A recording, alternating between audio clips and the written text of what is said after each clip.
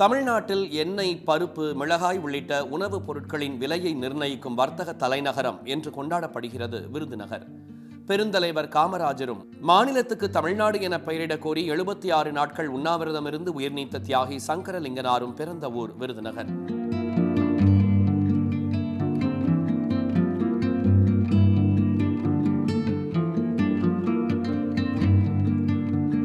ஏராளமான வரலாற்று சின்னங்களுடன் கம்பீரமாக காட்சியளிக்கும் புதிய அருங்காட்சியக கட்டிடம், புதிய மாவட்ட ஆட்சியர் அலுவலக கட்டிடம் உள்ளிட்டவை திமுக ஆட்சியின் 5 ஆண்டு கால சாதனைகள்.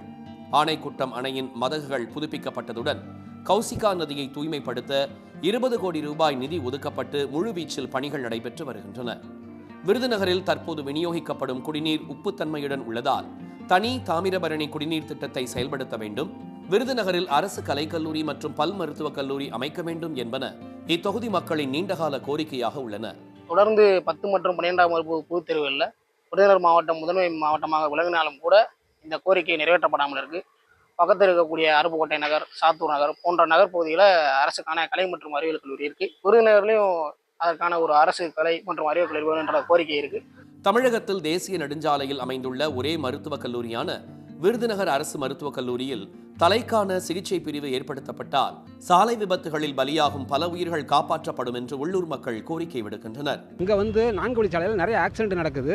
அந்த ஆக்சிடென்ட் நடக்கிற போது அதை எங்கள் ஊருக்குள்ளே கொண்டு போகும்போது நிறைய ரத்தப்போக்குகளோ உயிர் சேதங்களோ நிறையா ஏற்படுது.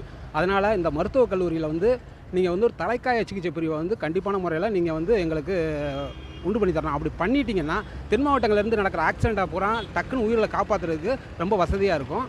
திமுகவின் கோட்டையாக கருதப்படும் விருதுநகரில் 1967 திமுகவைச் சேர்ந்த பே. சீனிவாசன் பெருந்தலைவர் காமராஜரை தோற்கடித்து வரலாறு படைத்தார். இங்கு இதுவரை நடைபெற்ற தேர்தல்களில் 5 முறை திமுகவும் அதிமுக 2 முறையும் வெற்றி பெற்றுள்ளன. ஜனதா, காங்கிரஸ், சின்ஹா பிரிவு காங்கிரஸ், தமாக, மதிமுக, தேமுதிக ஆகிய கட்சிகள் தலா 1 முறை வெற்றி கண்டுள்ளன. விருதுநகரில் மீண்டும் வெற்றி கொடி நாட்ட திமுகவினர் முழுவீச்சில் களப்பணியாற்றி வருகின்றனர். நீலகிரி மலையடிவாரத்தில் அமைந்துள்ளதால் ஆண்டு முழுவதும் இதமான காலநிலையை கொண்ட பகுதியாக உள்ளது மேட்டுப்பாளையம். யுனெஸ்கோ பாரம்பரிய சின்னமாக அறிவிக்கப்பட்ட நூற்றாண்டை கடந்த மலை ரயில் இத்தொகுதிக்கு புகழ் சேர்க்கும் அடையாளம்.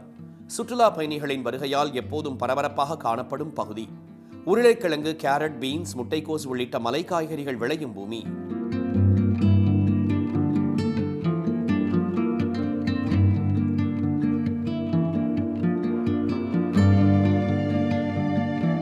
மேட்டுப்பாளையம் பேருந்து நிலையம் புனரமைப்பு, 8 இடங்களில் புதிய பூங்காக்கள், நூலகம் சார்ந்த அறிவுசார் மையம் உள்ளிட்டவை இத்தொகுதியில் திமுக ஆட்சியின் 5 ஆண்டு கால சாதனையாக உள்ளன. நெசவாளர்களுக்கு பயனளிக்கும் வகையில் சிறுமுகையில் சிறிய அளவிலான கைத்தறி நெசவுக்கூடம் அமைக்கப்பட்டுள்ளது. அதிமுக வென்ற தொகுதியாக இருந்தாலும் திமுக அரசு பல்வேறு திட்டங்களை முழுமையாக நிறைவேற்றியுள்ளதற்கு இத்தொகுதி மக்கள் வரவேற்பு தெரிவிக்கின்றனர். ரொம்ப நாளாக இந்த குடி தண்ணீர் விளாமரத்தூர் தண்ணி கோரிக்கை வச்சுருந்தோம். இந்த வருஷம் நல்லபடியாக முடிச்சு கொடுத்துருக்குறாங்க. அப்புறம் சிறுவர் சிறுமிய பூங்கா நல்ல விளையாடு பொழுதுபோக்குக்கோசரம் கேட்டிருந்தோம். அதுவும் மேட்டுப்பாளையத்தில் 8 இடத்துல அமைச்சு சாயங்கால நேரம் போய் குழந்தைகளை கூப்பிட்டு போய் விளையாட நல்ல சௌரியமாக இருக்குது. அது போக நிறைய திட்டங்கள் தமிழ்நாடு கவர்மெண்ட் எங்களுக்கு செஞ்சு கொடுத்துருக்குது. போக்குவரத்து நெரிசலில் சிக்கி தவிக்கும் மேட்டுப்பாளையத்தில் சாலையை விரிவுபடுத்த வேண்டும், புறவழிச்சாலை அமைக்க வேண்டும் ஆகிய கோரிக்கைகள் உள்ளூர் மக்களால் முன்வைக்கப்படுகின்றன.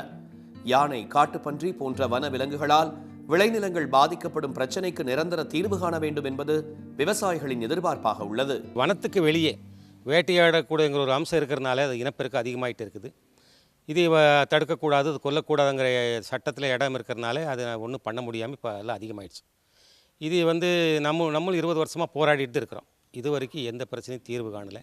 இத்தொகுதியில் இதுவரை நடைபெற்ற 16 தேர்தல்களில் அதிமுக 9 முறையும், திமுக 2 முறையும், காங்கிரஸ் 4 முறையும் வெற்றி பெற்றுள்ளன. சுயேட்சை வேட்பாளர் 1 முறை வென்றுள்ளார். மேட்டுப்பாளையத்தை கைப்பற்ற திமுகவினரும் தக்கவைக்க அதிமுகவினரும் முனைப்புடன் தேர்தல் பணிகளில் ஈடுபட்டுள்ளனர். மேற்கு தொடர்ச்சி மலையோரத்தில் முல்லைப்பெரியாறு அணையின் நீர் பாய்வதால் பசுமை நிறைந்து கிடக்கிறது கம்பம். மா, பலா, வாழை ஆகிய முக்கணிகள் விளையும் பகுதி. நெல், கரும்பு, தென்னை, கம்பு, சோளம், திராட்சை என ஒட்டுமொத்தமாக பொன் விளையும் பூமியாக திகழ்கிறது. பார்க்கும் திசையெல்லாம் பச்சை பசேல் என காட்சியளிக்கும் கம்பம் பள்ளத்தாக்கு தமிழகத்தின் 2வது மிகப்பெரிய நெற்களஞ்சியமாக திகழ்கிறது. தென்னகத்தின் காளஹஸ்தி எனப்படும் உத்தமபாளையம் காளத்தீஸ்வரர் கோயில் இத்தொகுதியின் ஆன்மீக அடையாளமாக விளங்குகிறது.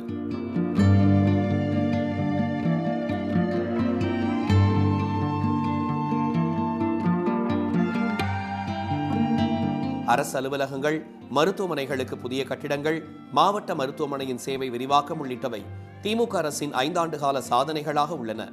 இத்தொகுதியில் அரசு கலை அறிவியல் கல்லூரி, பொறியியல் கல்லூரி, பாலிடெக்னிக் தொடங்கப்பட வேண்டும் என்பது மக்களின் நீண்ட நாள் கோரிக்கையாக உள்ளது. சட்டக்கல்லூரியாக இருந்தாலும் சரித்தேன், வேளாண்மை கல்லூரியாக இருந்தாலும் சரித்தேன், இல்லை தொழில் சார்ந்த கல்லூரி வந்து எதுவாக இருந்தாலும் ஒரு கல்லூரிகள் வந்தால் கம்பம் தொகுதி மக்களுக்கு ரொம்ப வரப்பிரசாதமாக இருக்கும்னு சொல்லி என்னோட வேண்டுதல். கம்பம் பள்ளத்தாக்கில் விளையும் தனிச்சுவை கொண்ட பன்னீர் திராட்சையை ஏற்றுமதி செய்ய வாய்ப்பு ஏற்படுத்துவதுடன் நெல் ஆராய்ச்சி மையம் அமைத்து ஆலோசனைகளையும் தரமான விதைகளையும் வழங்க வேண்டும் என்பது இப்பகுதி விவசாயிகளின் எதிர்பார்ப்பாக உள்ளது. உச்சநீதிமன்ற உத்தரவின்படி முல்லைப் பெரியாறு அணையில் 152 அடி நீர் தேக்க வேண்டும் என்பது அவர்களின் முக்கிய கோரிக்கையாக உள்ளது. முல்லைப் பெரியாறு அணையிலிருந்து விவசாயம் கிட்டத்தட்ட ஒரு 40,000 ஏக்கர் விவசாயம் பண்ணிக்கிட்டு இருக்கோம். அதை குடிநீராக பயன்படுத்தி கொண்டிருக்கிறோம். அந்த இதில் எங்களுக்கு 152 தண்ணியை தமிழக அரசுக்கு எடுத்து கொடுக்கணும்னு சொல்லி எங்களுடைய பெரியார் விவசாய சங்க சார்பில் கேட்டுக்கொள்கிறேன். இளைஞர்களுக்கு வேலைவாய்ப்புகளை உருவாக்கும் வகையில் புதிய தொழிற்சாலைகளை உருவாக்க வேண்டும் என்பதும் பொதுமக்களின் நீண்ட நாள் கோரிக்கையாக உள்ளது. இங்கு 1952 நடைபெற்ற முதல் தேர்தலில் நீதி கட்சியின் தலைவரும் சென்னை மாகாண முதலமைச்சருமான PT ராஜன் போட்டியிட்டு வென்றார். திமுக 5 முறையும் அதிமுக 4 முறையும் வெற்றி பெற்றுள்ளன. காங்கிரஸ் 2 முறை, தமாக 2 முறை, மதிமுக 1 முறை வென்றுள்ளது.